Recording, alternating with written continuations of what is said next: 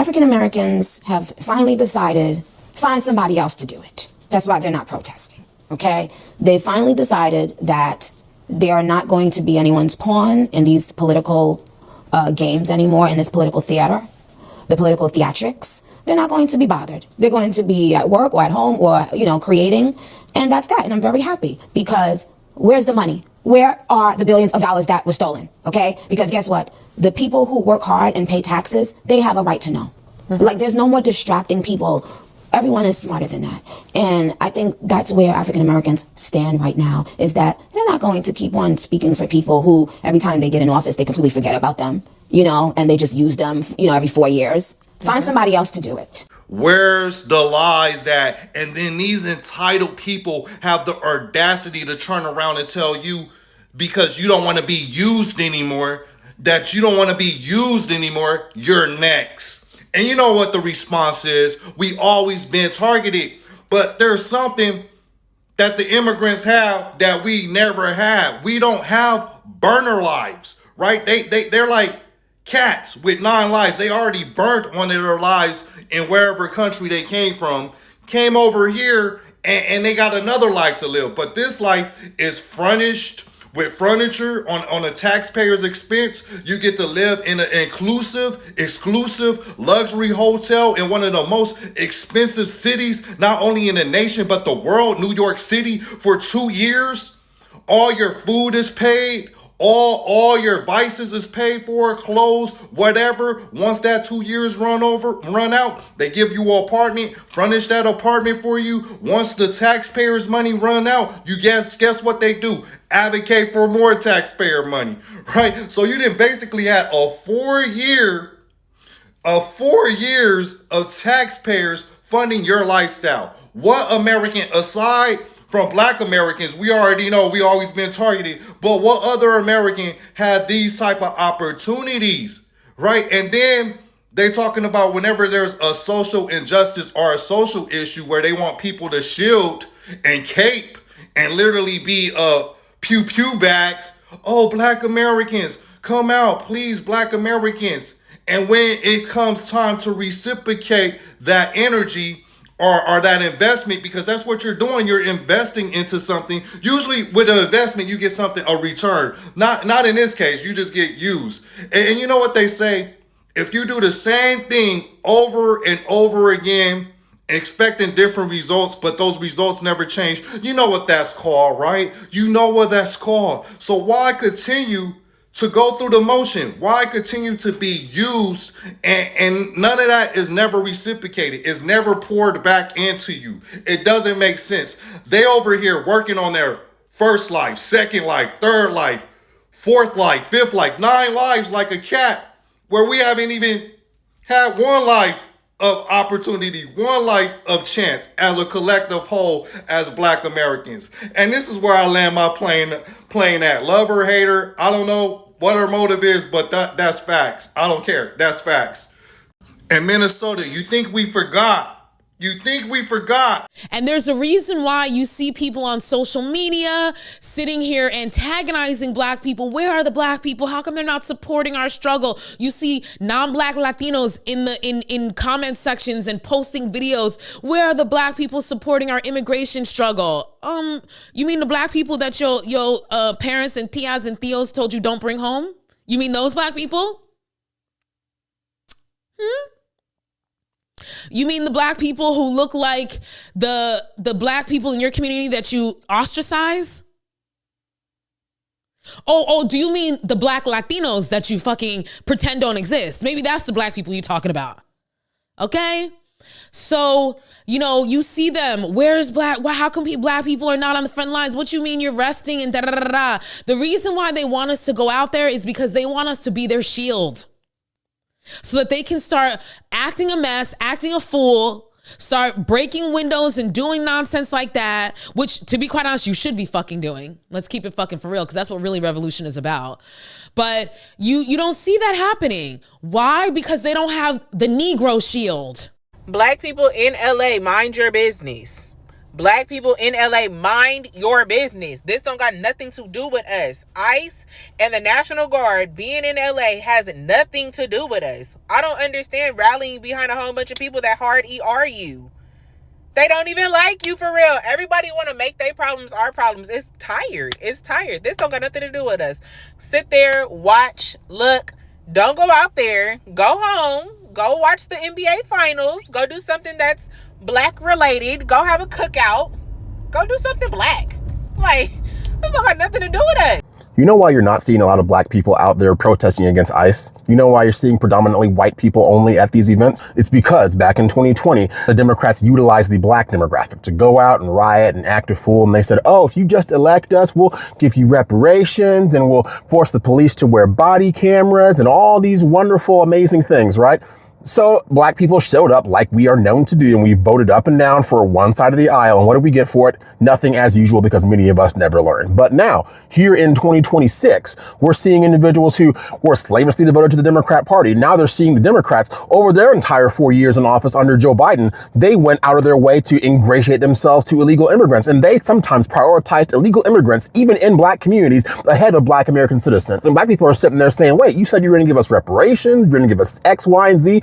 And we got nothing for it. So the silver lining is a lot of people are waking up and realizing the Democrats are only courting their next prospective voting bloc. They want to exploit illegal immigrants for an entire generation, much like they've exploited the black community for the previous several generations. And they're daring you to call them out on that and see it for what it is. So if you're wondering why you only see predominantly white liberals out here acting a fool, rioting and protesting against ICE, it's because ICE is threatening their ability to cater to that next demographic that they desperately want to lock in for an entire generation.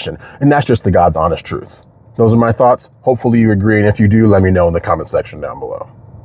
Why aren't black people showing up to the masses to these demonstrations? Why aren't we marching? Why aren't we chanting?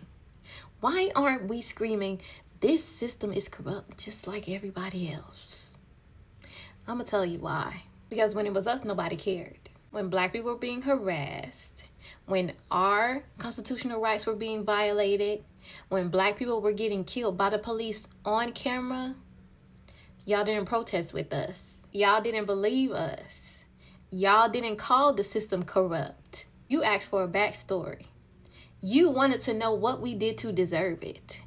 You couldn't just accept the truth that this was an unjust system targeting us because of our skin color. But now that ICE is involved, now that it's affecting you, now all of a sudden the government is evil. Now the system is broken. Now everybody wants to march. Where was this energy when we told y'all this years ago? We've been telling y'all that the system was crooked. We've been telling y'all that law enforcement abuses power. We've been telling y'all that the government does not protect everyone equally. But you didn't want to hear it because believing us would have meant questioning the same system that you trusted, the same system that benefited you, the same system that you defended while it was destroying us. So don't ask why black people aren't rushing to the front lines now. Some of us are tired. Some of us know how this story ends. The same people you're calling corrupt today are the same people we warned you about. But y'all didn't believe us then, so don't be shocked when we're not shocked now. So there's been a lot of protesting going on today in regards to Donald Trump. And a lot of people have been saying, where are the black people? I'm not seeing a lot of black people at these protests. Whether it's in San Francisco, New York, D.C., Boston, all across the U.S. Folks, we did our part. You understand? 92% of black women voted for Kamala Harris. 78 or 80% of black men voted for Kamala Harris last November. We did what we were supposed to do when it mattered the most. Now, all of this protesting is fine and dandy, but it's too little too late. Folks should have been having the same type of energy last year in November. Folks should have been up in arms, carrying signs and picket fences, shouting to the top of their lungs at that voting booth last November. We black people in the house, having a glass of wine with our feet kicked up, watching y'all out in hell, sleet, and snow, and rain and everything else protesting. You want to know why? Because we did our part. We held up our end of the bargain, especially black women. There's nothing else to do. See you at the midterms. The American empire is on full display. Mask totally off. And who do you think we should turn to for wisdom on how to resist? Because there's a community in this nation that has been targeted by this empire from the beginning, and that has resisted this empire from the beginning. And that's the black community, and particularly black Christians. And there's a reason why they're resting right now, and they're pulled back right now, because I believe the Lord is strengthening them to lead in this upcoming season. Because nobody knows the empire like targets of the empire. And nobody sings, "We shall overcome," like those who have come out of the furnace of affliction. The reason why you're not seeing so many black people at these protests is because that's what Donald Trump wants. Okay? Donald Trump wants us to be the front line, to be beaten on, and things of that nature. And the fact that you guys have not acknowledged that, you're looking behind for black people, and you've never sat down and said, well, why aren't black people jumping to the front of the line during these protests?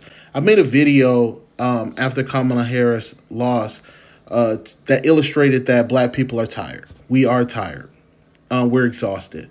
And so we decided to take a different approach. We decided to not be the front lines. We decided to be the ones at home. We decided to be the voices, things of that nature. Organize also amongst ourselves and get ourselves together, because clearly people did not vote with us. Now you're seeing the effects of that. The reason why you're able to notice things within the Trump administration is because they can't center black people as the problem. That's what it is. They can't centralize black people as the issue. And they've been trying. They've been trying every which way to get us out there to protest, and we have not budged. Of course, we're against these illegal deportations. We were the ones who told y'all this was going to happen. A black woman running for president told you that this was going to happen. And a lot of you guys said, fuck it. Mind that the reason why black people have taken a step back collectively is because of what we've seen over the past couple of years. And you guys didn't learn your lesson until you had to deal with it yourselves. This is white people. This is Hispanic people. This is Asian people. Now everybody's sick. We told you. So there's been this online discourse about why black people aren't out there protesting more, ain't out there on the front lines more, and saying that this isn't our fight. Some of my mutuals are into it, and they beefing with each other. But I'm going to try to explain to those people who don't know and don't understand why black people ain't out there. I'm going to explain to y'all, and I'm going to try to do it quickly because I want to do a longer form, but that'll be on a different platform. So here we go. I was born in 86, right? Throughout the 90s and the 2000s, one of the things that kept being said about black people is, they need to build up their community. Why don't they build up their own neighborhoods? Why don't they own their own businesses? Why ain't they doing all this stuff? They commit the most crimes. They're the main ones on welfare and all this other stuff. And they're the main ones with affirmative action and DEI and all this other stuff. And we believed all the stuff and negative stuff that they were saying about us, our community, and our culture, right? Right. Now, fast forward to where we are now, where a lot of us are doing our research on this stuff and realize a lot of the stuff that they were saying about us was just straight up lies. We don't commit the most crimes in this country. We're not the main ones who benefit from welfare programs. We're not the main ones who benefit from DEI and affirmative action. And regardless of anything that has ever been set against us, we still find time to laugh, smile, build up, take care of our families, and do all of that stuff. And we're learning that all that stuff that they said about us was lies. We also learned that a lot of the stuff that our ancestors fought for, the people who do benefit the most from that stuff, are the ones who will talk trash about our community and about our culture and don't even understand it. And now we're feeling offended because you guys are benefiting from the stuff that our ancestors fought for, but yet are the same ones talking some of the most trash about us. And y'all want to wonder why we're not fighting? We fought for y'all back in November 2024. We fought for y'all. Y'all didn't fight for y'all because it was a hectic time during that election. And that election showed black people one thing, that we are more on accord than y'all have been leading us to believe. Even black women, y'all have black women thinking that white women were going to stand by their side more than black men until them election results came in and we realized like we actually are more together than apart. And, you know, of course, we can blame it on a couple of loudmouths with a podcast, Mike, but it is what it is. So we're looking at it like, nah, y'all got yourselves into this mess. What we're going to do is build our community like y'all been saying we need to do, and y'all can go deal with this. In fact, don't ask where the black people are at. Why don't you go ask all them random TikTokers who suddenly got political and told y'all not to doggone vote or try to vote for a third party, that as soon as the election results came in, all of a sudden, they don't talk about politics no more. Ask them to go help you. Don't ask us. That's the reason why. So just in case you need to know, that's the reason why. So today we are looking at a debate that has been spreading across social media, and some Black Americans are explaining why they have chosen not to participate in recent immigration protests. Their reasons have sparked heated discussions, with supporters saying it is about personal choice and political accountability, while critics argue that different communities should stand together. Let's take a look at the arguments being shared. One of the most common arguments is this. Many Black Americans say they want people to pay close attention to immigration policy and election outcomes before casting their votes. According to these voices, they spent months discussing how certain policies could lead to a tougher immigration enforcement. But they say their concerns were dismissed. Some recall being told they were overreacting or even didn't understand politics. Now, as immigration enforcement has become a bigger issue, they believe that those earlier warnings are finally being taken seriously. Another point being raised is that some immigrant communities are now asking Black Americans to join demonstration, but many responding online say they don't feel obligated to participate. This argument is simple. They believe support should go both ways. Some say that in previous political conversations, they didn't feel their concerns received at the same level of attention or support. Because of that, they feel no responsibility to join protests today. Whether people agree or disagree with that position, it is a perspective that has become increasingly visible online. Another topic frequently mentioned is citizenship. Many Black Americans point out that as US citizens, they are not subject to deportation. By contrast, immigration enforcement affects certain non-citizens differently depending on their immigration status and individual legal circumstances. Some commentators say that this difference explains why they don't see the current protests as directly affecting their own lives. They argue that immigration status carries different legal risks than citizenships, and that distinction shapes how people respond to these events. Well, another reason is being discussed is safety. Some Black Americans say they don't want to place themselves on the front lines of demonstrations. They argue that public protests can sometimes lead to arrests or confrontations. Some also say they worry about being disproportionately stopped or scrutinized by law enforcement based on their own experiences and concerns. And because of that, they believe staying home is the safer choice for themselves and their own families. And many of the online comments also focused on accountability. Some argued that every election has consequences and that people should accept the results of the choices they make at the ballot box. From that perspective, they believe communities should work through the outcomes of the policies they supported rather than expecting others to solve the problem afterward. Others disagree with this view, saying immigration policy affects families and communities broadly, regardless of who voted for whom. That disagreement is at the heart of the current debate. The discussion has grown because it reflects deeper questions about trust between communities, and some Black Americans say they feel their concerns have often been overlooked, making them less willing to participate in causes they don't see directly connected to their own priorities. On the other hand, many people argue that building coalitions is important, especially on issues involving civil rights and public policy. These competing viewpoints continue to fuel passionate conversations across social media.